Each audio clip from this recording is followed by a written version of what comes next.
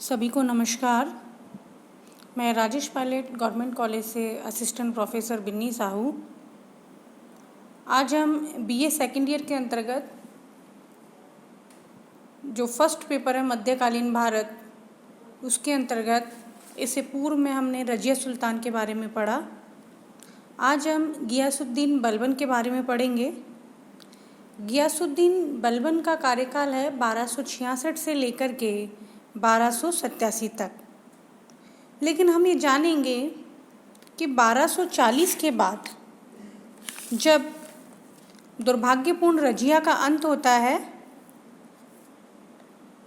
उसके बाद सल्तनत पर किस प्रकार और कैसे सुल्तानों का प्रभाव पड़ा, उसके बारे में हम जानेंगे।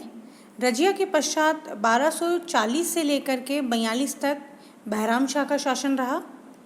उसके पश्चात 42 से 46 तक अलाउद्दीन मसूद शाह का शासन रहा। तत्पश्चात 1246 से लेकर के 1266 तक नासरुद्दीन महमूद का कार्यकाल रहा।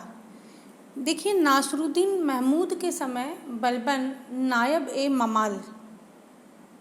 नायब ए ममालिक के पद पर रहा, जो कि एक वजीर के समतुल्य या प्रधानमंत्री के समतुल्य था।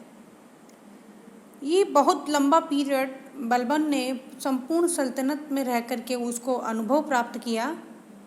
सुल्तान से अच्छे संबंध बनाने के लिए बलबन ने अपनी बड़ी बेटी की शादी नासरुद्दीन महमूद से करवा दी। 1265 के अंतर्गत जब नासरुद्दीन की मृत्यु हुई, उसके पश्चात बलबन को एक बार सल्तनत पर अपना शासन आजमाने का मौका मिला और 1266 के अंतर्गत बलबन सल्तनत की गद्दी पर बैठा। गियासुद्दीन बलबन के बारे में जब हम पढ़ते हैं तो बलबन ने का जो सबसे महत्वपूर्ण कार्य है या सल्तनत काल को उसकी देन के बारे में हम कहते हैं तो बलबन का राजत्व सिद्धांत उभर कर आता है। इस पे मेजर प्रश्न भी एग्ज़ाम में पूछे जाते हैं। तो सबसे पहले हम बलबन के राजत्व सिद्धांत की चर्चा कर लेते हैं। बलबन के राजत्व सिद्धांत के अंतर्गत हम देखेंगे कि नंबर 1 पर है ताज की प्रतिष्ठा। ताज की प्रतिष्ठा से तात्पर्य यह है कि बलबन ने ताज की जो गरिमा है उसको पुनः स्थापित करने के लिए अपना एक राजत्व का सिद्धांत दिया, जिसके लिए उसने किस प्रकार से तत्कालीन परिस्थितियों में अपने आप को एस्टेब्लिश किया, उसके बारे में हम चर्चा करेंगे। नंबर 1 है, हम उस बात करेंगे लौह एवं रक्त की नीति। बलबन ने राजत्व के सिद्धांत को या अपने पद को मजबूत करने के लिए लौह एवं रक्त की नीति अपनाई, आयरन एंड ब्लडी पॉलिसी। इसके अंतर्गत क्या होता है कि लौह यानी मजबूत सेना का आधार लिया और आवश्यकता पड़ने पर जो सुल्तान के कार्यों की अवहेलना करता है उसके विरुद्ध रक्त बहाने में कोई कमी नहीं छोड़ी जाती है। यह लौह और रक्त की नीति निरंकुशता का प्रतीक है। तो यह बलबन की निरंकुशता का प्रतीक साबित हुई और बलबन ने अपने पद को मजबूत करने के लिए लौह और रक्त की नीति अपनाई। नंबर 2 है जिल ए इलाही। बलबन स्वयं को ईश्वर का प्रतिनिधि मानता था, कहता था कि वह जनता के लिए ईश्वर के प्रतिनिधि के रूप में कार्य कर रहा है और वह जिल ए इलाही के रूप में है, अर्थात वह ईश्वर का प्रतिनिधि है और ईश्वर के आदेशों पर वह जनता की सेवा कर रहा है। और दूसरी बात कि स्वयं को ईश्वर का प्रतिबिंब कह रहा है कि मैं ईश्वर का प्रतिबिंब हूँ और ईश्वर के प्रतिनिधि के रूप में मैं यहाँ कार्य कर रहा हूँ।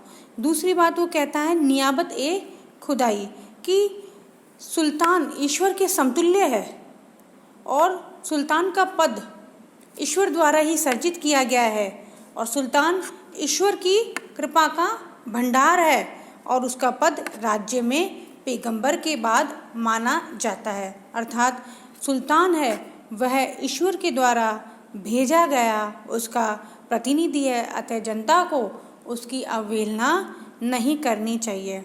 नंबर 3 है अफ्रीशिया वंशज।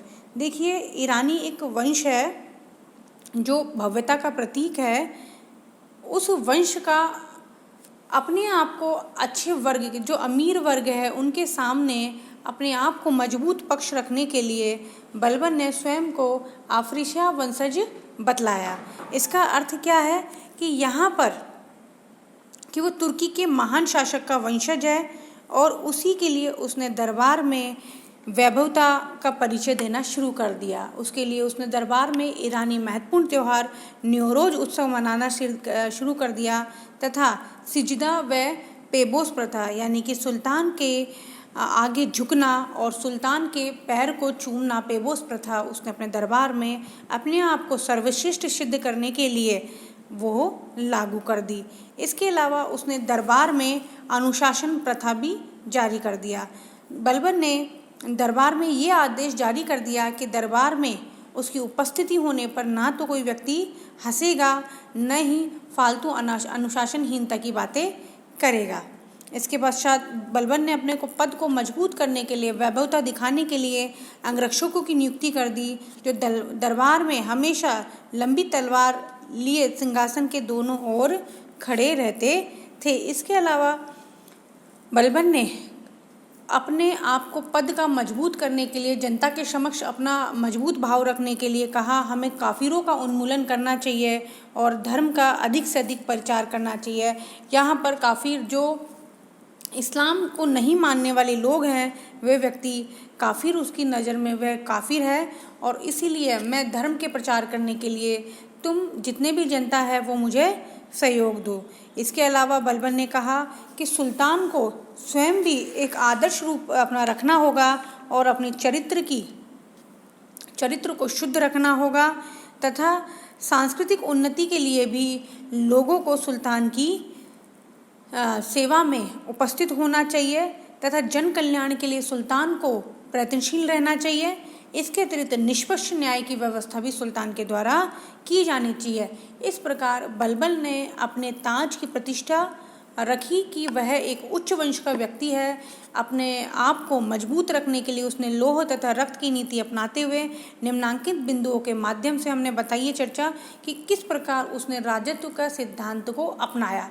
तो ये तो सबसे इम्पोर्टेंट था कि बलबन का राजत्व सिद्धांत क्या था, ये हम चर्चा कर चुके हैं। लेकिन ताज की प्रतिष्ठा तथा बलबन को द्वारा अपने राजस्व सिद्धांत को लागू करने के लिए क्या क्या समस्याओं का सामना करना पड़ा तथा कौन कौन सी परेशानियां उसके सामने आई, इसके बारे में अब हम देखेंगे कि किस प्रकार आखिरकार बलबन ने ताज की प्रतिष्ठा को मजबूत बनाए रखा। उसके लिए सबसे पहले उसने करा, अपना केंद्रीय प्रशासन है उसको सुदृढ़ बनाया। केंद्रीय प्रशासन को सुदृढ़ बनाने के लिए सबसे पहले उसने क्या करा, सेना का पुनर्गठन करा कि जो सेना है वो पुराने नियमों से चली आ रही थी, उसमें उसने बदलाव करा। उसने पहले जो वेतन के बदले जो जागीर दी जाती थी उस व्यवस्था को बंद कर दिया गया तथा नगद वेतन देने की व्यवस्था की गई। यद्यपि इससे राजकोष पर अतिरिक्त प्रभाव पड़ा, लेकिन उसने आय के स्रोत को बढ़ाने के लिए अनेक माध्यम भी अपनाना शुरू कर दिया। नंबर 2 है दीवान ए अर्ज की स्थापना। इससे पूर्व भी बलबन से पूर्व में दीवान ए अर्ज की जो संकल्पना थी वो अधिक प्रभावित नहीं थी। उसको प्रभावित करने के लिए उसने पृथक से एक विभाग दीवान ए अर्ज बनाया जिसका अध्यक्ष आरिज ए ममालिक कहा गया और पहला जो आरिज ए ममालिक है वो इमादुल मुल्क को उसने नियुक्त किया गया, जो बलबन के मंत्रिमंडल का सदस्य भी था। इस प्रकार उसने एक पहले योग्य तथा निष्ठावान सरदार की प्राप्ति करी और इमादुल मुल्क के कठोर प्रयासों से, परिश्रम से एक उसने अनुशासित तथा शक्तिशाली सेना का निर्माण किया। इसके अलावा उसने जो पूर्व में चले आ रहे जो उसके विभाग थे, जैसे दीवाने इंशा, दीवाने रसालात, वजीर आदि सल्तनत के जो मंत्री है वो यथावत ही कार्य करते रहे, लेकिन उन पर अपना मजबूत नियंत्रण बलबन ने प्रारंभ कर दिया।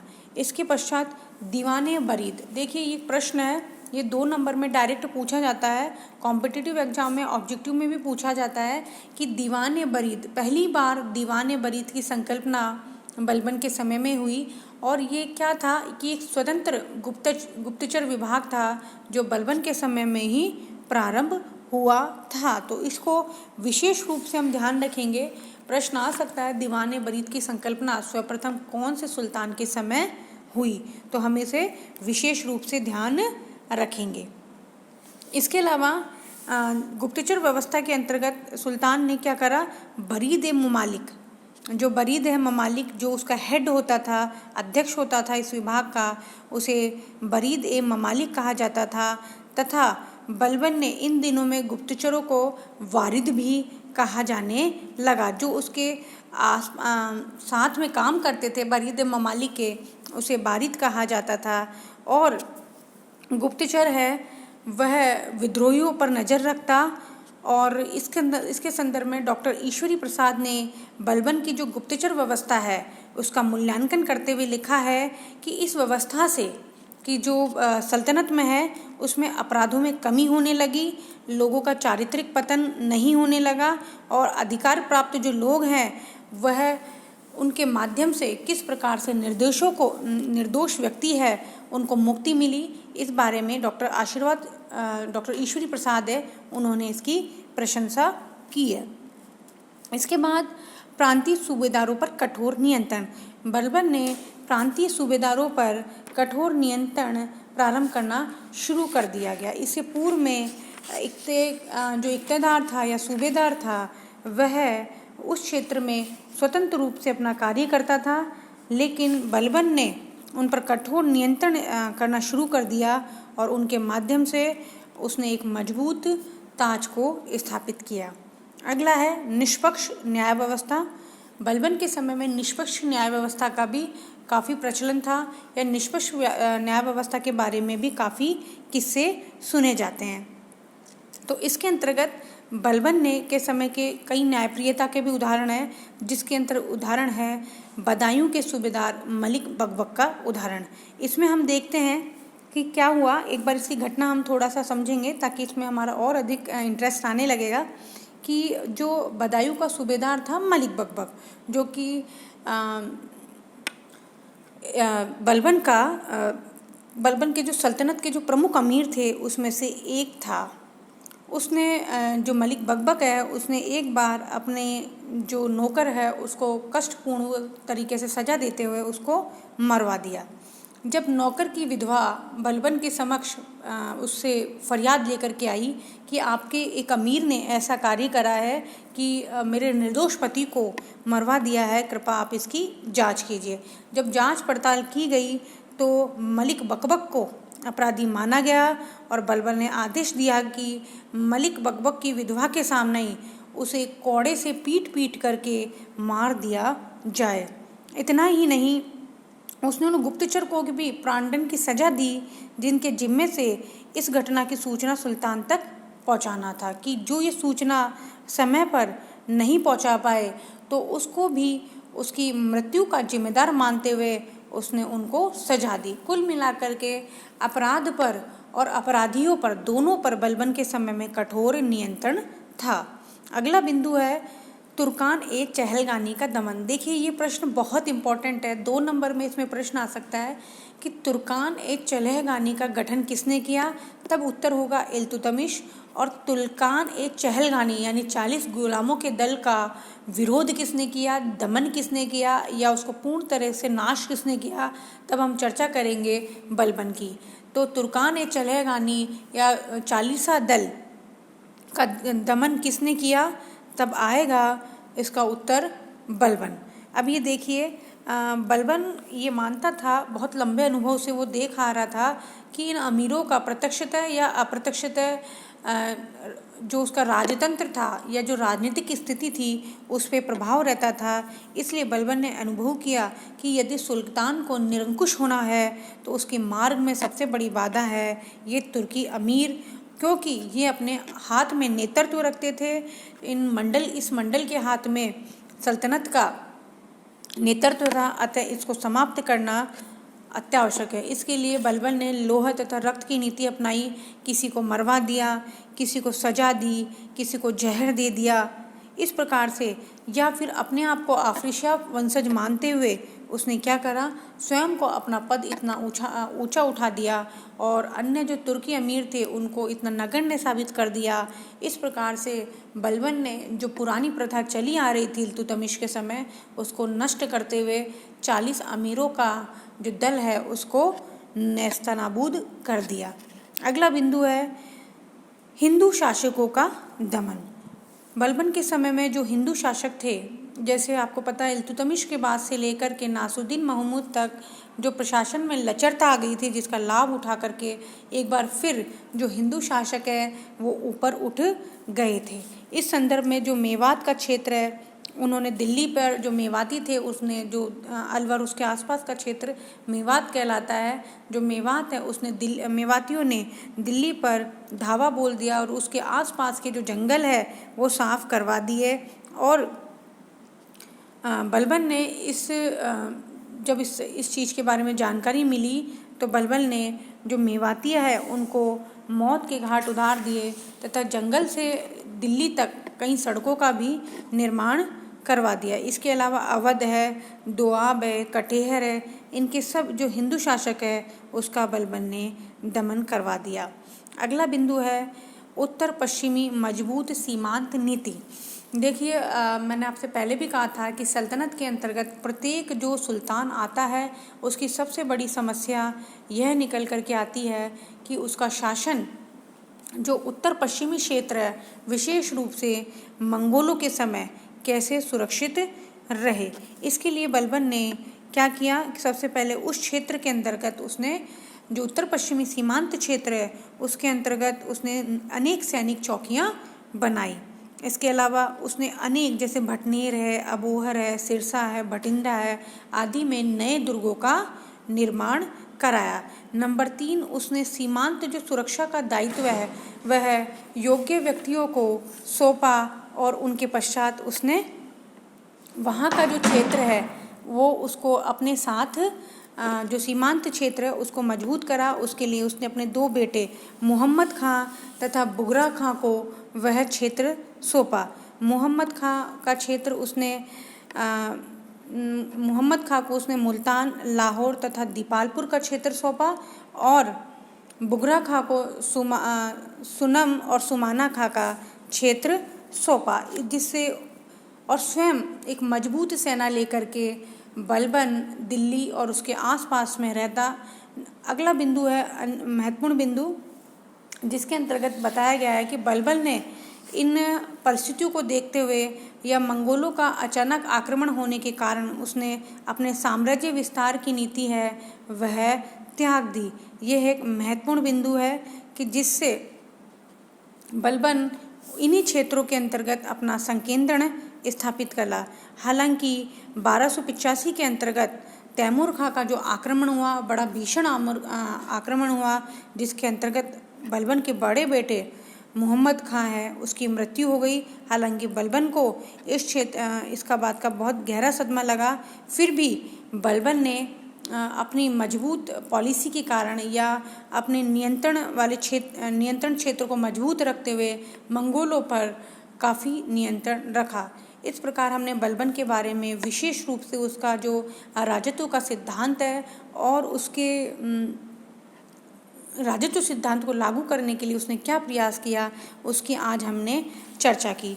अब हम बात करते हैं आपके असाइनमेंट की या इनमें आने वाले प्रश्नों की, जो कि हम पढ़ चुके हैं। अब केवल हम उसके प्रश्नों के बारे में चर्चा करेंगे। सीधा प्रश्न आ सकता है, लौह तथा रक्त की नीति सल्तनत काल में कौन से शासक ने अपनाई, या कौन सा सुल्तान था जो स्वयं को अफरेशियाब का वंशज या जिल इलाही कहलाता था, या फिर चारित्रिक शुद्धता पर कौन सा सुल्तान अधिक बल देता था, या बड़े प्रश्नों की हम बात करें तो बलबन का राजत्व सिद्धांत क्या था और उसे लागू करने के लिए उसने क्या प्रयास करा।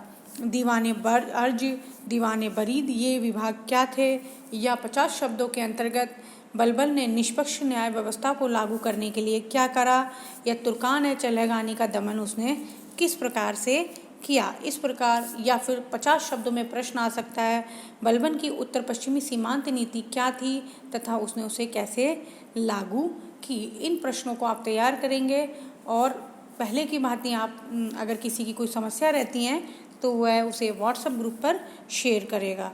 धन्यवाद।